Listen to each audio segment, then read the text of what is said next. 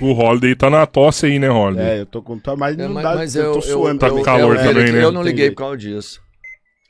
Bom, vamos lá. Gente. Ele falou dessa questão do Trump, ele tá insistindo que eu acho bom as sanções econômicas. Em nenhum momento eu falei que é bom. Em nenhum momento. A questão aqui, e aí a gente percebe de uma ignorância que, assim, eu nem acredito que você falou um negócio aí. O que tem a ver as sanções econômicas com as decisões do STF? Como assim? Sanções econômicas são uma medida clássica, diplomática, de contenção de ditaduras pelo mundo. Os embargos de Cuba foram uma tentativa dos Estados Unidos de conter a ditadura cubana. As sanções econômicas contra a Venezuela foram uma tentativa de conter Maduro. Agora, em relação à Rússia, sanções econômicas estão sendo feitas contra a Rússia para que tente-se acabar com a guerra na Ucrânia. É óbvio que essas coisas se misturam. E se misturam por uma razão muito simples, porque a economia é também uma forma de relação internacional. Agora, você diz o seguinte, o Trump não liga pro Bolsonaro. A questão não é o Bolsonaro. Por que o Trump prejudicaria o próprio país se ele não acha que isso trouxesse algum resultado efetivo para restabelecer a democracia de um aliado? Os Estados Unidos precisam do café, senão os prejudicados serão os americanos, eleitores dele. Os Estados Unidos precisam do suco de laranja, precisam de uma manga, querem comprar essas frutas baratas nos seus mercados. É óbvio que ele não ia prejudicar os seus americanos se não achasse que um aliado importante está com a sua democracia em risco. Não é bom para os americanos, não é bom para o Brasil. Mas o que é pior ainda? O que é pior é ter uma manicure presa por andar em Brasília. O que é pior é ter uma mulher condenada a 17 anos de cadeia por escrever em uma estátua com batom "Perdeu Mané", enquanto vocês, por anos, nas ruas pelo Brasil, picharam paredes, invadiram prédios públicos, quebraram vidraças de banco, de prédios públicos e de prédios privados. Os Black Blocs foram um horror em 2013. Tomaram conta do Brasil inteiro. Quantos foram condenados a 1 dia de cadeia? Vocês mataram um repórter da Band. Você lembra disso? Você lembra quando um Black Bloc soltou a desgraça de um rojão num repórter, pai de família que morreu por conta dessa irresponsabilidade? Quantos líderes dos Black Blocs estão presos por 17 anos? Nenhum. E uma mulher com um batom escrevendo numa estátua, afastada dos 4 filhos, sem poder ir pra casa, porque escreveu numa estátua com batom? Jones Manuel, eu vou ler outra frase aqui.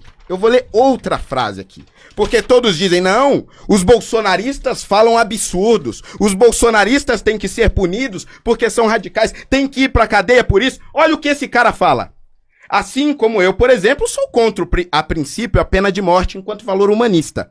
Agora, no momento de um processo revolucionário, em seus momentos mais agudos, eu defenderia tranquilamente instituir a pena de morte para crimes contra-revolucionários e pessoas financiadas por organizações estrangeiras para derrubar os nossos. Tranquilamente. E aqui uma mesma posição profundamente humanista. Fidel sempre foi contra a pena de morte, mas ao mesmo tempo, nos processos mais difíceis de consolidação da revolução, foi sim usado a pena capital em algumas situações contra-revolucionárias. O vídeo dele defendendo morte das pessoas está no ar há anos. Não houve um ministro do STF que tirasse uma ordem de Alexandre de Moraes, uma investigação sequer da Polícia Federal. Ele tá aqui, livre, falando. Mas não tem ditadura. Não tem perseguição contra a direita. Foda-se esse resto do tempo. Nervoso.